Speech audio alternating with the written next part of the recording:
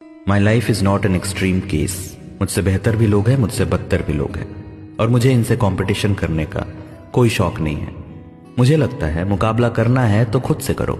कल कहाँ थे, आज कहाँ हो, कल कहाँ तक जा सकते हो, इसकी फिक्र करो। जहां तक पहुंचना है वहां तक पहुंचने का फ्यूल है कि नहीं तुम्हारे अंदर। एंड ऑफ द डे यही मैटर करता है ना। तुम जिसे इंस्टा पे देखते हो वो दुबई जाए, सिंगापुर जाए, चांद पे जाए, चाहे भाड़ में जाए, तुम्हें क्या मतलब है उससे। सोशल मीडिया पे लोगों की लाइफ देख के खुद के बारे में बुरा फील करना इज लाइक तपती धूप में चौराहे पर खड़े होके आती जाती महंगी गाड़ियों को देखकर चलते रहना, धूप से भी और उनसे भी। एंड ये तुम्हारी स्किन और तुम्हारी लाइफ दोनों के लिए खतरनाक है।